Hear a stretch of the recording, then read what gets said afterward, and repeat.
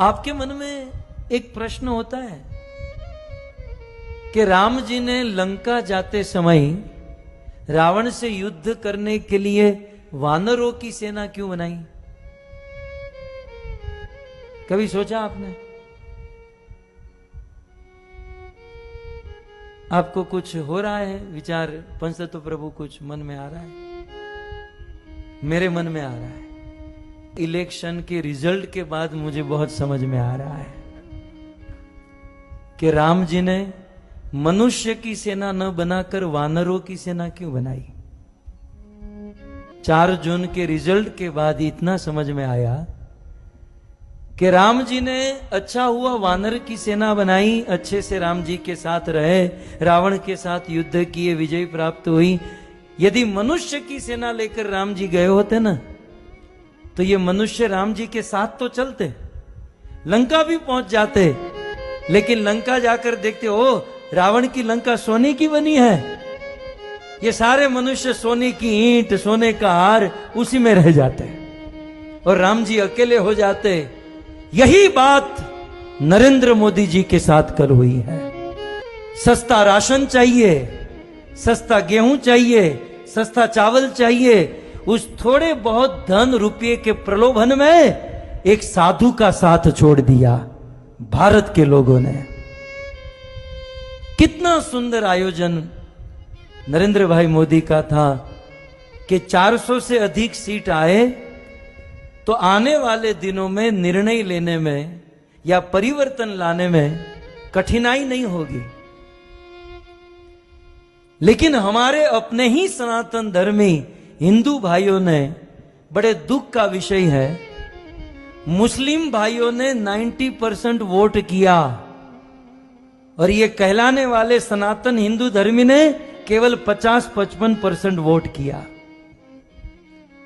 मैं आपके हाथ उंगली देखना नहीं चाहता हूं या दिखाना नहीं चाहता हूं कि हम कैसे हैं, लेकिन बड़ा दुख होता है कि हरि का एक लाल है। 70 साल के बाद कोई एक हिंदू सनातन धर्मी, सनातन धर्मों को आगे बढ़ाने वाला, भारत का नेतृत्व करने वाला, भारत को विश्व गुरु बनाने वाला एक आदमी आया और 10 साल काम करके एक मांग रखी थी कि अब की बार 400 पार, लेकिन 300 पार भी नहीं की है। आधे लोगों ने वोट ही नहीं किया और जिन्होंने वोट किया वो प्रलोभन में फंस गए।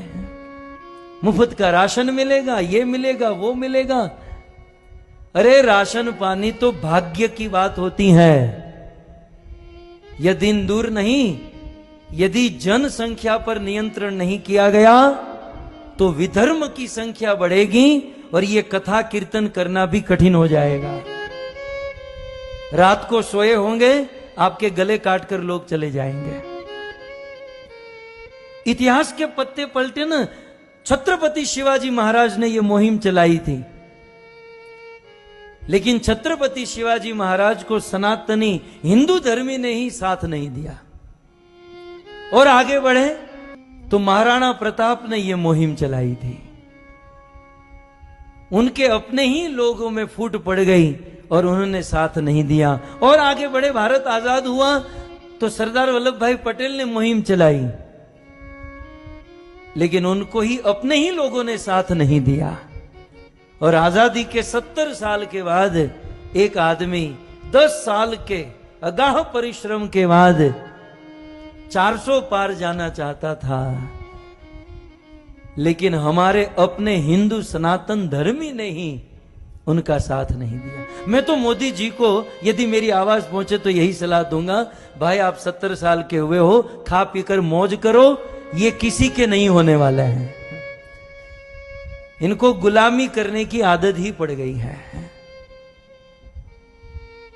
एक आदमी ने बहुत सुंदर लिखा कि ऐसा लग रहा था कि हिंदू जागा है। ऐसा लग रहा था पिछले 10 सालों में कि हिंदू जागा है, लेकिन कल समझ में आया जागा था बाथरूम करने के लिए, फिर सो गया।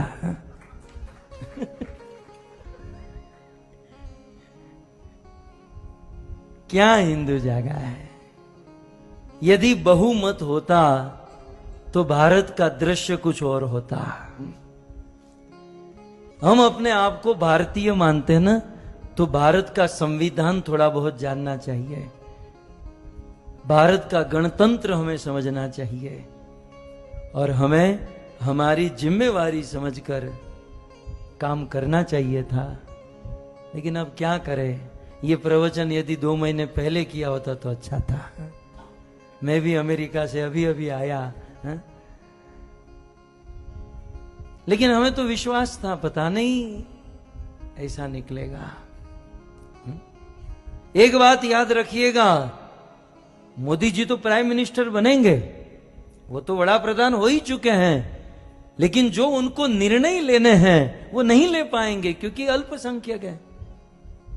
जो उनको क्रांति लानी वो नहीं कर पाएंगे।